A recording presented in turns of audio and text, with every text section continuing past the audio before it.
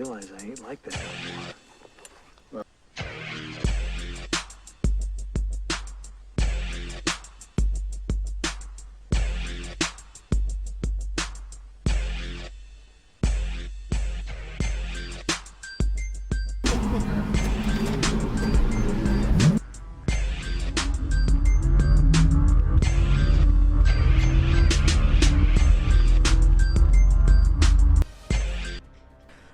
What's up, guys? This is Bull the Fell-Handed, and yes, we are going back to the land of push to start VERSACE V12s, minus, of course, one very, very important detail, and that is Savage Bullvi.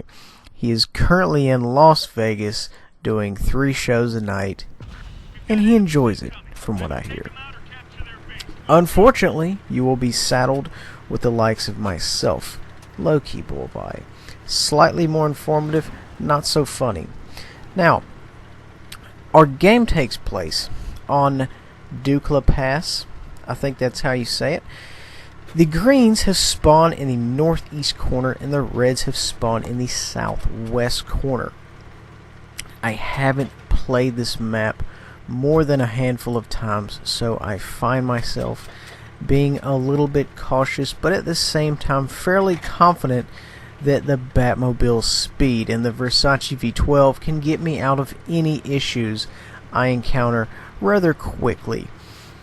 That being said, we are pushing the right flank extremely hard, but you know, in order to get out there and kind of lead the team, because I've found in my experience, if you don't automatically push right away, it kind of gives the greens an excuse, not necessarily to consolidate their position, but to camp aggressively.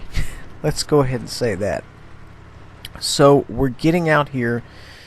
The team of Bat Chats in the grill are pushing out here, and we're just going to see if we can't possibly lock down this flank early. And you know, it's not necessarily about denying them passage into our flank from here. It's more about area denial. We're not saying you can't rush our cap or you can't rush, you know, A9. We're just saying you can, you're just going to have to pay for it. If that makes sense. We have excellent shots here on the E100. I back up to try to toenail a few rounds in there. I get the idea that he was looking at me, so I just kind of dropped the mag and moved out of the way. Now, my constant viewers, if you are ever in a bat chat and you are reloading, whenever you reload, you should be advancing. Unless, of course, you are otherwise engaged, like we currently are. Literally, we are at the front. Now, if you're not, then yeah, you need to be getting in there. Now, a lot of these close encounters, you're going to see me pull up on somebody 5-6 seconds before I'm loaded, and you kind of have to time your clips out that way so you get the cadence to the gun. In other words, as soon as the gun comes up, you want to have a plan and an idea how to empty the drum, and that needs to be part of your long-term plan for this tank. Now, keep in mind that the Bat Chat only becomes an apex predator mid-game. Once you're mid-game, if you've got, say, 2/3 of your ammunition left and you're 3/4 to full health, you're going to do very, very well. I know a lot of Bat Chat players who just tend to camp for the first half of the game, and then the second half they come out. And that's, you know, it's fine, because you when you come out halfway through the game and most of your tanks aren't going to have full health, you are a powerhouse. You have such amazing clip potential. You can come in, and if you don't outright kill them, you are all but going to cripple them. You're going to leave them on a shoestring. So just keep that in mind in running the Bat Chat. So the clicker did us a good shot there.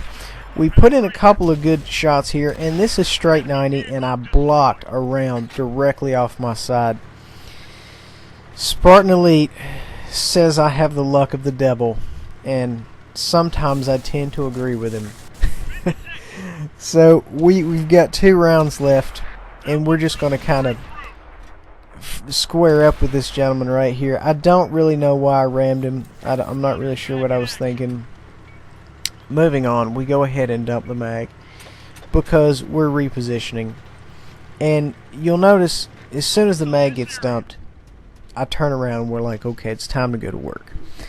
Now, the bat chat is very fast, but it's not mobile. And what I mean by that is you can't maneuver it. It doesn't have a high hull traverse rate. Well, with the added physics where you can clutch brake, you've essentially taken a tank that is not very agile and given it a whole another dimension. So I'm just going to kind of throw that in there. Sorry, in between me running up on this E4. This is, guys, this is common bat chat stuff right here. Pulled up on him, put 4 rounds in him,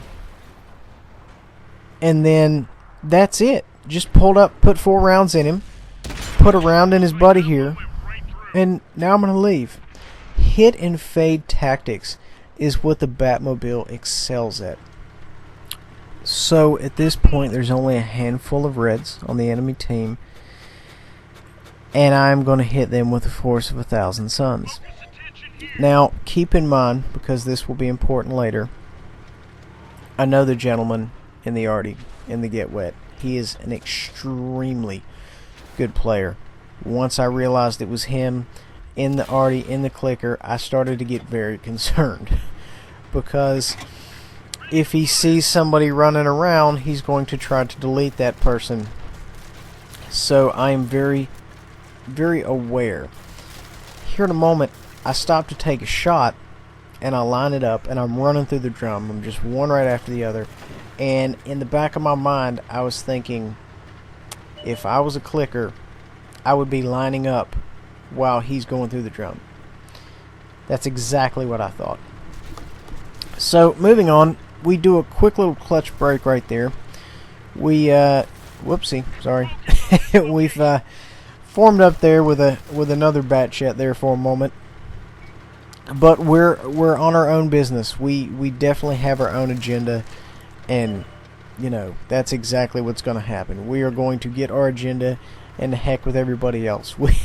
We are about that murder. Full health E100 here. Not an easy, you know, task to deal with, especially. But you know what? He's on my cap. He's in my section. I need you to get off. So I'm just running through the clip here. Not very concerned about him at all. And I'm just thinking to myself, man, I bet that clicker's lining me up right now, because that's exactly what I would be doing. And he hits right next to me, and I'm just like, ah. Because if he connected with me, that would be the end of little old me. Now, guys, I'm a big advocate of being hulled down in the bat chat. Now, a lot of people say, boy, why are you being hulled down? Why do you even worry about it? Because it's not like, you know, anybody will pull a bounce off of you. Aside from that side shot earlier, realistically speaking, it's a smaller profile. It makes sense. You minimize your profile, you minimize the area that people can physically hit. You're doing yourself a favor. So, you know, why write it off necessarily if it helps you? That's kind of my particular mentality. Moving on. So we're kind of encroaching, if you will, on the reds here. They know they're done for, but you know, they're not going down without a fight, nor would I expect them to. We still have the Get Wet, and I think we still have an E100. 2 formidable tanks. You just have to be careful, because, you know, I might be able to take a shot from one, but I sure as heck can't take a shot from both. More often than not, what's going to happen is I would go around a corner, I would see one or both, and they would annihilate me. So at this point in game, you have to play extremely cautiously. You have to be very, very careful. And that's what we're doing. And at this stage in the game, you cannot rely on teammates, because the greens will just screw you over just as quickly as the reds. At least the reds are trying to kill you. So we get rid of my friend in the get wet. And I've got 4 rounds in the clip, and I'm just essentially waiting on this E100 to turn. He saw me haul down in the distance. He decided he's not even going to try. We managed to stick one in him before he gets killed. So we didn't get the kill, but you know what? That's fine. We did an enormous amount of damage. We had a very good game. We ended up pulling 61-67 with 43-83 assist. No damage blocked, so that kind of tells me it perhaps hit my no hit boxes on the back. Either way, guys, thank you for watching. Please remember to like, subscribe, and share, and expect to see more of the VERSACE V12. Thanks for watching, guys. See you next time.